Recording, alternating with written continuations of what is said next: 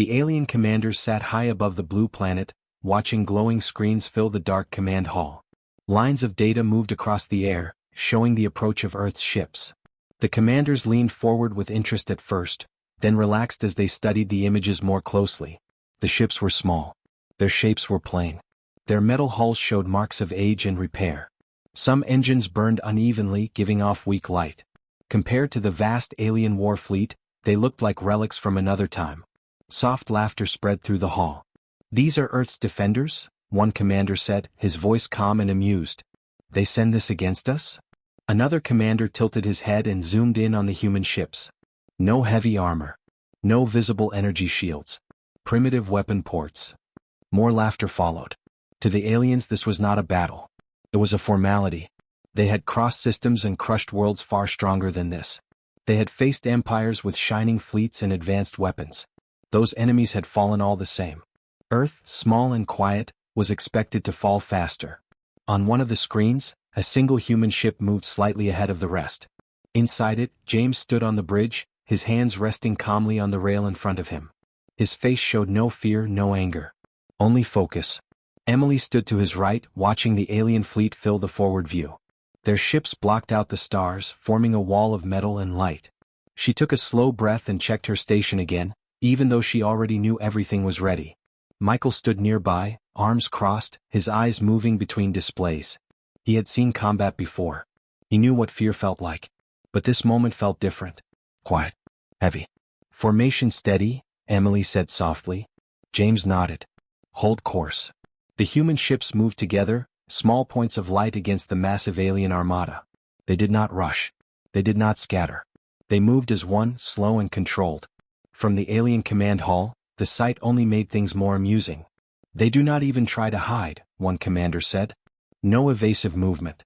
No weapons charge." "Perhaps they wish to die with dignity," another replied. The lead commander raised a hand, silencing the laughter. His eyes stayed on James's ship. "Still, observe carefully. Desperate species sometimes act without logic." The alien fleet adjusted slightly, weapons tracking the human ships. Power levels rose. The space between the two forces felt tight, like a held breath. On Earth's bridge, alarms stayed silent. No weapons charged. No shields flared. The ships stayed dark. Michael glanced at James. "They think we're helpless." James allowed a small smile. "Let them." Emily looked at him, then back at the stars. Her heart beat steady, but her thoughts were sharp. Every system was ready, waiting for the right moment. Not yet. The human fleet reached a precise distance and stopped. Engines dimmed further. From the outside it looked like hesitation. The alien commanders took this as proof. "They have stopped," one said. "Fear at last." "Open a channel?" another asked. "No," the lead commander replied. "Let them watch." The alien fleet spread out, surrounding the humans from multiple angles. Weapon arrays glowed brighter. Energy readings climbed. James watched the movement without reacting. He had expected this. Humans had learned long ago that strength was not always loud. "Status?" he asked. "All ships synced," Emily replied. "No errors." Michael nodded. "They're doing exactly what the models predicted." James looked out at the enemy fleet. So many ships. So confident. So certain of victory. "Good," he said. "Hold." Time passed slowly. The silence stretched. Even the alien commanders began to feel something strange. The humans were not begging. They were not retreating. They were waiting. "Why do they delay?" one commander asked. "They gain nothing." The lead commander frowned slightly. "They gain time." Before anyone could respond, new data flickered on the screens. Minor fluctuations. Small drops in background energy. Barely noticeable. The commanders dismissed it at first. Space was full of noise. But the readings continued. Steady. Spreading. On Earth's bridge, Emily noticed the same signs and allowed herself a quiet breath. "Phase 1 complete," she said. James nodded once. Maintain silence. The human ships did nothing else. No movement. No light. No sound. From the alien view it still looked like weakness. Still looked like fear. The commanders laughed again, though the sound was thinner now. "They have come all this way to die quietly," one said. James stood firm, his fleet calm around him, while the alien weapons charged higher and higher. The humans did not need to rush. They had learned patience. They had learned that sometimes the strongest move was to wait. And far beyond what the alien commanders could yet understand, the first lights had already begun to fade. The alien fleet moved first. Bright lines of energy cut through space as their weapons fired together. Beams and pulses rushed forward like a storm, filling the darkness with light. To the alien commanders it was a beautiful sight. Power. Control. Ending a weak enemy in a single strike. They waited to see Earth's ships explode. But nothing happened. The human ships did not fire back. No shields appeared. No engines flared. They stayed dark and still, like silent stones floating in space. The alien commanders stared at their screens, then laughed even louder than before. "They do nothing," one commander said. "They truly have nothing." "Look," another added, pointing. No shield response. No counter-fire. In the human fleet, the beams passed close. Some grazed hulls. Metal burned. A few warning lights blinked on bridges, but no one panicked. Inside one ship, Jessica stood at her station, eyes locked on comm displays. Her hands moved smoothly, making small adjustments. Every system she watched remained quiet. Too quiet. "Still no shields," she said, her voice steady. David stood beside her, checking deeper readings. "Weapons remain offline. No active defense." Anyone watching from the outside would think the humans were helpless. Easy targets waiting to be erased. But Jessica knew better. Silence was not weakness. Silence was part of the plan. Another wave of alien fire followed. This one was stronger. Space shimmered as energy passed through it.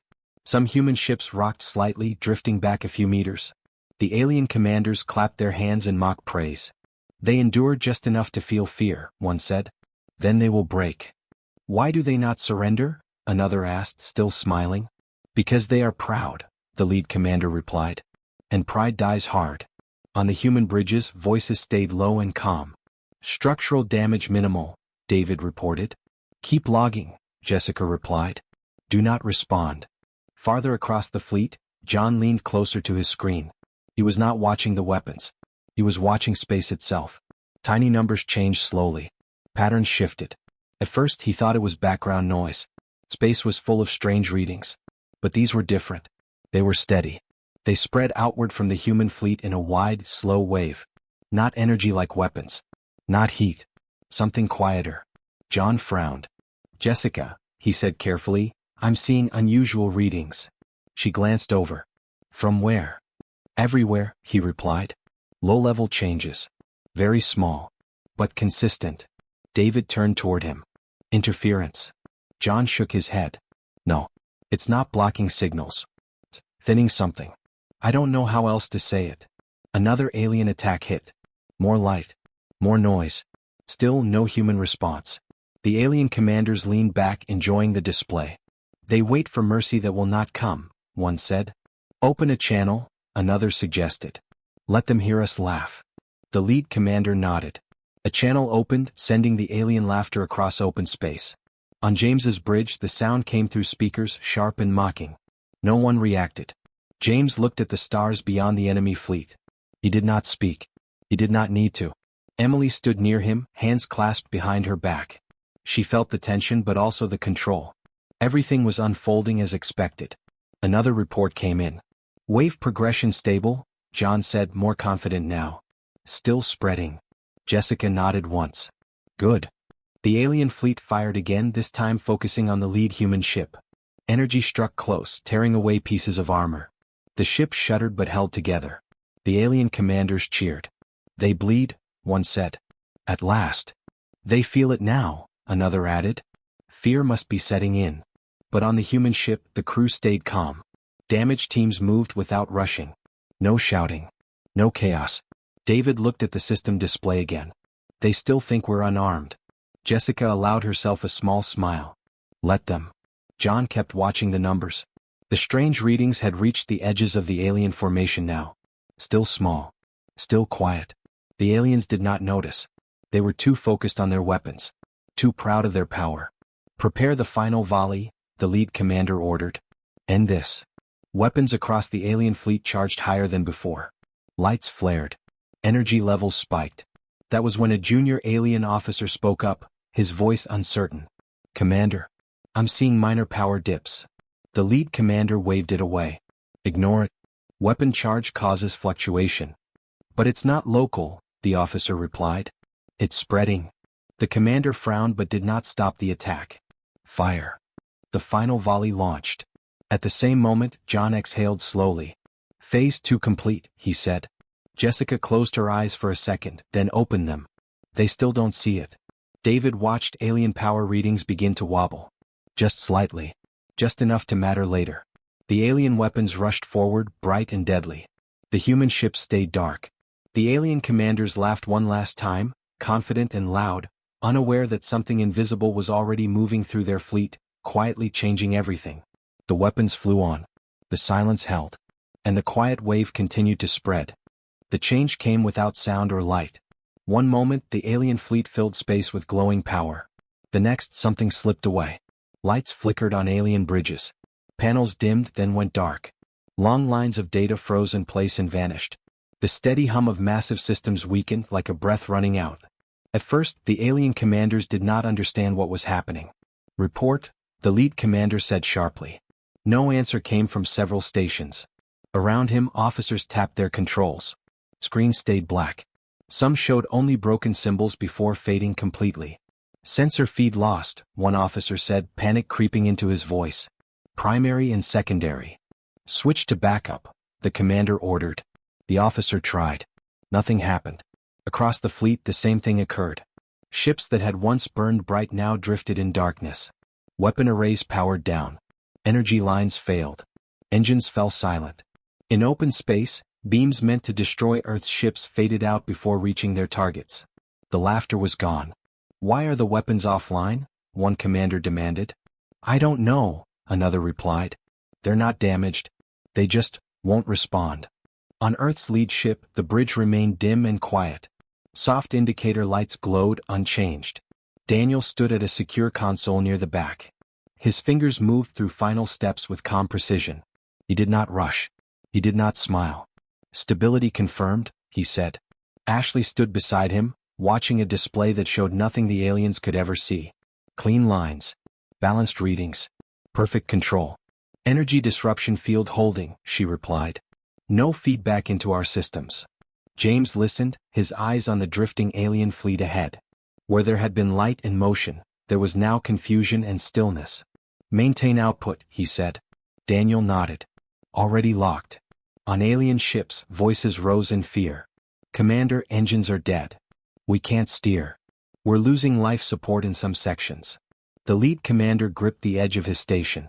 This is impossible. They fired nothing. He looked again at the human ships. They were unchanged. No weapons glow. No shields. No movement. They simply existed, silent and untouched. How are they doing this? One officer whispered. The commander did not answer. He had no answer. Across the alien fleet, ships began to drift into each other. Without guidance systems, even small movements became dangerous. A cruiser clipped another vessel, tearing metal and sending debris spinning into the dark. Emergency lights flickered on, then failed. On one alien bridge, a commander shouted orders that could not be followed. His crew moved in panic, trying controls that no longer mattered. Restore power, he screamed. There was no power to restore. Back on Earth's ships, the comm held. Ashley checked her display again. Energy levels stable. No spread beyond target zone. Daniel exhaled slowly. They're completely blind now. James turned slightly. Casualties? None reported, Ashley replied. Minor hull damage only. James nodded. Good. The human fleet remained dark by design. No signal, no broadcast, no visible sign of strength. To the aliens, it must have felt like being trapped in a room with the lights off, knowing something else was still there. The lead alien commander watched helplessly as ship after ship reported failure. Commander, an officer said, his voice shaking, we cannot fire. We cannot move. We cannot see. Silence followed his words. Fear filled the room. This is not a weapon, the commander muttered. This is control. On one of the outer alien ships, a panicked crew member tried to manually restart an engine. The system sparked once and died. The ship drifted further away from formation. In the human fleet, no one cheered. No one celebrated. Daniel rested his hands at his sides, his work done for now. Ashley leaned back slightly, keeping watch. They're powerless, she said quietly. Yes, James replied. But still alive. The alien commander finally opened a wide channel, his voice no longer proud. "Human fleet," he said, trying to keep control, "cease this action. We will negotiate." The message echoed through space. On James's bridge, no one answered. Earth's ships stayed silent. The alien fleet continued to drift, broken and blind, while the human ships remained steady, dark and untouched. In the cold space between them, the truth settled heavily. The battle had ended without a single human shot. And the aliens had never even seen it happen. The alien fleet floated in broken silence. Ships drifted without control, their lights gone, their weapons dead. Only a few emergency signals blinked weakly before fading again. The vast armada that had once filled space with noise and power now felt small and fragile. On one of Earth's ships, Lauren stood at her station watching the wide display. She saw alien vessels slowly turning, bumping into each other, or spinning without direction. Some sent open signals filled with static and fear. "They're calling again," she said quietly. James stood nearby, his posture calm. "Put it through." The channel opened. At first only noise came through. Then a voice broke through the static, tight and unsteady. "Human fleet," an alien commander said. "You have disabled our ships. This is an act of war. State your terms." Lauren listened closely. She could hear fear behind the words. Not anger. Not pride. Fear. Another alien voice cut in. "We demand you restore our systems at once." Lauren looked at James. He said nothing yet. The alien voices grew louder, more desperate. "We cannot move. Our crews are in danger. You have proven your strength. End this." Lauren felt the shift. The same commanders who had laughed now begged. Their power had vanished and with it their confidence. James raised a hand slightly. "Open a clear channel," he said. Lauren adjusted the controls. The static dropped. The connection stabilized. James stepped forward and spoke for the first time since the battle began. "This battle is already over," he said, his voice steady and calm. "We are not here to destroy you."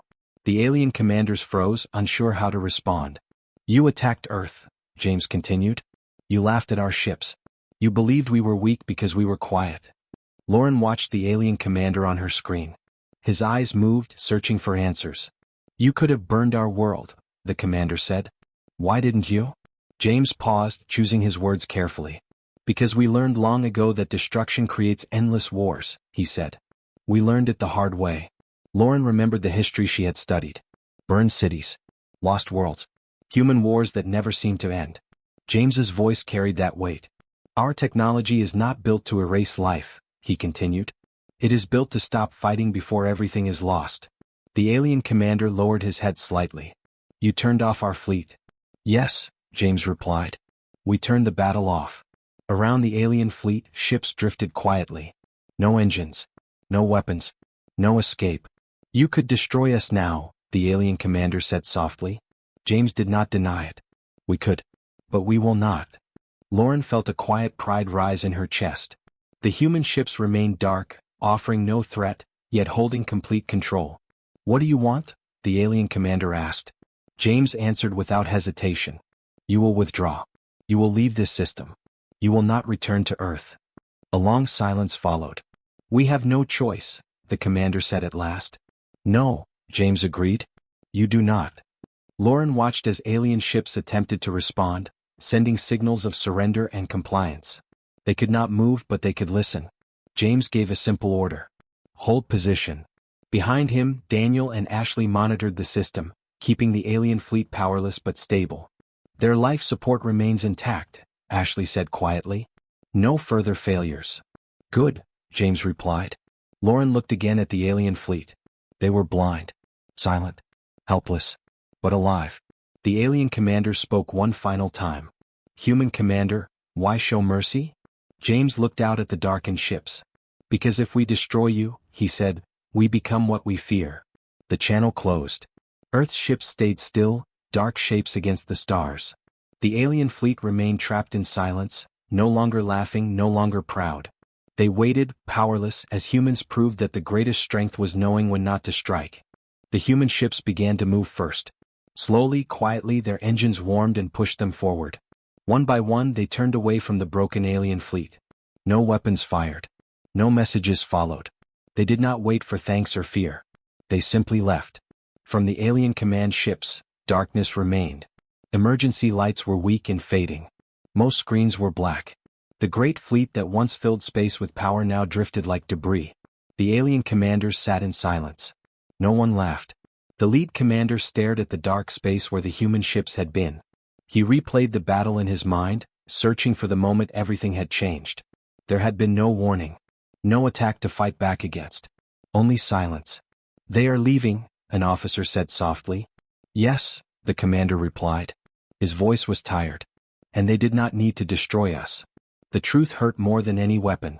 Across the fleet, crews slowly regained limited control. Power returned in small pieces, just enough to stabilize ships. Weapons stayed dead. Sensors remained blind. The humans had kept their word. "They could have ended us," another commander said quietly. "Why didn't they?" No one answered. Far away on Earth's ships, the mood was calm. The battle was over. James stood on the bridge, watching the stars open ahead of them. "System clear," Emily said. "Energy field disengaging," Daniel reported. Ashley nodded. "No pursuit. No hostile signals." James allowed himself a slow breath. Set course for home. The fleet moved together, smooth and steady. They did not celebrate. They did not cheer. They had done what they came to do. Lauren looked back one last time at the fading alien fleet. "They'll remember this," she said. "Yes," James replied. "That's the point." News traveled fast. Long before the alien fleet limped back to its borders, reports spread across trade routes and data networks.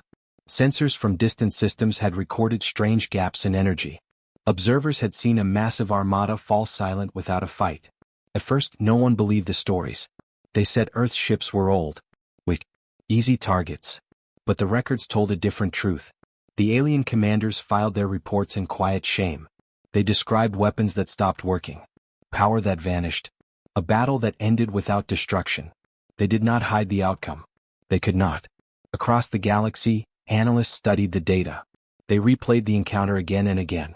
No explosions. No wrecked worlds. Only darkness. Galactic records were updated. Humanity was removed from lists marked fragile and minor. New words replaced the old ones. Strategic. Controlled. Unpredictable. On some worlds, young officers studied the encounter in silence. On others, leaders quietly canceled planned campaigns near Earth's space. Not out of fear of destruction, but fear of helplessness. Back on Earth, the fleet returned without ceremony. Ships docked. Crews stepped off quietly. Repairs began. Life continued. James walked along a quiet corridor, the hum of the station steady around him. Emily and Michael followed close behind. "It's done," Michael said. "For now," James replied. Emily looked out through a window at the stars. "Do you think they'll come back?" James shook his head. "Not like before." Elsewhere in the galaxy, the alien commander sat alone in his darkened chamber. He watched a single restored screen replay the moment the lights went out. He paused the image. "This is how wars end now," he said to himself. "Not with fire, but with silence." The galaxy listened. And it remembered.